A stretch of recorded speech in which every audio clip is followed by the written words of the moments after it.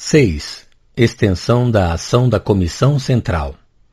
Um centro de elaboração das ideias espíritas se formou, por si mesmo, na origem, sem desígnio premeditado pela força das coisas, mas sem nenhum caráter oficial. Era necessário, porque, se não existisse, qual teria sido o ponto de reunião dos espíritas disseminados em diferentes países? Não podendo comunicar suas ideias, suas impressões, suas observações a todos os outros centros particulares, eles mesmos disseminados e frequentemente sem consistência, teriam ficado isolados e a difusão da doutrina sofreria com isso. Era preciso, pois, um ponto onde tudo desembocasse e de onde tudo pudesse se irradiar. O desenvolvimento das ideias espíritas, longe de se tornar um centro inútil, fará ainda melhor sentir a sua necessidade, porque a necessidade de se aproximar e de se formar uma união será tanto maior quanto o número de adeptos seja mais considerável. A constituição do Espiritismo, regularizando o estado das coisas, terá por efeito delas fazer saírem maiores vantagens e preencher as lacunas que apresente. O centro que ela criar não será uma individualidade, mas um foco de atividade coletiva, agindo no interesse geral e onde a autoridade pessoal se apagará. Mas qual será a extensão do círculo de atividade desse centro? Está destinado a reger o mundo e a tornar-se o árbitro universal da verdade? Se tivesse essa pretensão, isso seria mal compreender o espírito do Espiritismo, que, por isso mesmo, proclama os princípios do livre exame e da liberdade de consciência, repudia o pensamento de se erigir em autocracia. Desde o início, entraria num caminho fatal. O Espiritismo tem princípios que, em razão do fato de estarem fundados sobre as leis da natureza e não sobre abstrações metafísicas, tendem a se tornar, e serão certamente um dia, os da universalidade dos homens. Todos os aceitarão porque serão verdades palpáveis e demonstradas, como aceitaram a teoria do movimento da Terra. Mas pretender que o Espiritismo será, por toda parte, organizado da mesma maneira, que os espíritas do mundo inteiro se sujeitarão a um regime uniforme, a um mesmo modo de proceder, que deverão esperar a luz de um ponto fixo para o qual deverão fixar os seus olhares, seria uma utopia tão absurda quanto pretender que todos os povos da Terra não formarão um dia senão uma única ação, governada por um único chefe, regulada pelo mesmo código de leis e sujeita aos mesmos usos. Se há leis gerais que podem ser comuns a todos os povos, essas leis serão sempre, nos detalhes da aplicação e da forma, apropriadas aos costumes, aos caracteres, aos climas de cada um. Assim o será com o Espiritismo organizado. Os espíritas do mundo inteiro terão princípios comuns que os ligarão à grande família pelo laço sagrado da fraternidade, mas cuja aplicação poderá variar segundo as regiões, sem que, por isso, a unidade fundamental seja rompida, sem formar seitas dissidentes, nem lançando a pedra e o anátema, o que seria anti-espírita em primeiro lugar. Poderão, pois, se formar e se formarão inevitavelmente centros gerais em diferentes países, sem outro laço senão a comunhão de crenças e a solidariedade moral, sem subordinação de um ao outro, sem que o da França, por exemplo, tenha a pretensão de se impor aos espíritas americanos e vice-versa. A comparação das observações que citamos mais acima é perfeitamente justa. Há observatórios sobre diferentes pontos do globo. Todos a qualquer nação que pertençam estão fundados sobre os princípios gerais e reconhecidos da astronomia, o que não os torna, por isso, tributários uns dos outros. Cada um regula os seus trabalhos como o entende. Comunicam reciprocamente as suas observações e cada um aproveita para a ciência as descobertas de seus confrades. Ocorrerá o mesmo com os centros gerais do Espiritismo. Serão os observatórios do mundo invisível, que se emprestarão reciprocamente o que tiverem de bom e de aplicável aos costumes das regiões onde estiverem estabelecidos, sendo seu objetivo o bem da humanidade e não a satisfação de ambições pessoais. O espiritismo é uma questão de fundo. Se ligar à forma, seria uma puerilidade indigna da grandeza do objeto. Eis porque os centros diversos que estiverem no verdadeiro espírito do espiritismo deverão se estender mão fraterna e se unirem para combater os seus inimigos comuns, a incredulidade e o fanatismo. 7. Os Estatutos Constitutivos. A redação dos Estatutos Constitutivos deveria preceder toda a execução. Se ela fosse confiada a uma Assembleia, não seria menos preciso determinar antecipadamente as condições a preencher por aqueles que estivessem encarregados desse trabalho. A falta de base preliminar, a divergência de objetivos, talvez também as pretensões individuais, sem falar das intrigas dos adversários, poderiam conduzir a divisões. Um trabalho de tão grande importância não poderia ser improvisado. Requereria uma grande elaboração, o conhecimento das verdadeiras necessidades da doutrina adquiridos pela experiência e sérias meditações. Para a unidade de vistas, a harmonia e a coordenação de todas as partes do conjunto não poderia emanar senão da iniciativa individual, salvo para receber mais tarde a sanção dos interessados. Mas, desde o início, fora necessário ter uma regra, uma rota traçada, um objetivo determinado. Estabelecida a regra, caminha-se com mais segurança, sem apalpadelas, sem hesitação. No entanto, como não é dado a ninguém possuir a luz universal, nem de nada fazer perfeito, que um homem possa se iludir de suas próprias ideias, que outros podem ver o que ele não vê, que a pretensão de se impor a um título qualquer seria abusiva, os estatutos constitutivos seriam submetidos à revisão do próximo Congresso, que poderia trazer-lhe as retificações julgadas úteis. Mas uma Constituição, por boa que ela seja, não saberia ser perpétua.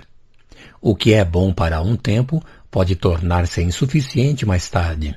As necessidades mudam com as épocas e o desenvolvimento das ideias. Não querendo senão com o tempo que ela cai em desuso ou que seja um dia violentamente transformada pelas ideias progressistas, é necessário que ela caminhe com essas ideias. Há doutrinas filosóficas e sociedades particulares como em política e em religião. Seguir ou não seguir o movimento precursor é uma questão de vida ou de morte. No objeto do qual aqui se trata, seria, pois, um erro grave quanto encadear o futuro por uma regra que se declarasse inflexível. Seria um erro não menos grave o de levar à Constituição Orgânica modificações muito frequentes que a tirariam de sua estabilidade. É preciso agir com maturidade e circunspecção. Só uma experiência de uma certa duração pode fazer a utilidade real das modificações. Ora, quem pode ser juiz em semelhante caso? Não é um único homem que não vê geralmente senão do seu ponto de vista. Não seria mesmo o autor do trabalho primitivo que poderia ver sua obra com tanta complacência. São os próprios interesses, porque sofrem, de maneira direta e permanente, os efeitos da instituição e podem sentir por onde ela peca. A revisão dos estatutos constitutivos far-se-á pelos congressos ordinários, transformados para esse efeito em congressos orgânicos, em épocas determinadas, e se prosseguirá indefinidamente de maneira a mantê-los sem interrupção ao nível das necessidades e do progresso das ideias. Fosse isso em 1000 anos daqui. As épocas de revisão, sendo periódicas e conhecidas antecipadamente, não haveria lugar para apelar nem convocações especiais. A revisão será não somente um direito, mas um dever para o Congresso da época indicada. Encontrar-se-á inscrita por antecipação na sua ordem do dia. de sorte que não estará subordinada à boa vontade de ninguém, que ninguém poderá rogar o direito de decidir de sua autoridade privada, se ela é ou não oportuna. Se, depois da leitura dos estatutos, o Congresso julgar que nenhuma modificação é necessária, os declarará mantidos em sua integridade. Sendo forçosamente limitado o número de membros do Congresso, tendo em vista a impossibilidade material de nele reunir todos os interesses, para não se privar das luzes dos ausentes, cada um poderá, em qualquer lugar do mundo que se encontre, no intervalo de 2 congressos orgânicos, transmitir à Comissão Central suas observações, que serão colocadas na ordem do dia para o próximo congresso. Não é senão num período de quase 1/4 de século que se desenha um movimento apreciável nas ideias. Seria, pois, de 25 anos que a Constituição Orgânica do Espiritismo seria submetida à revisão.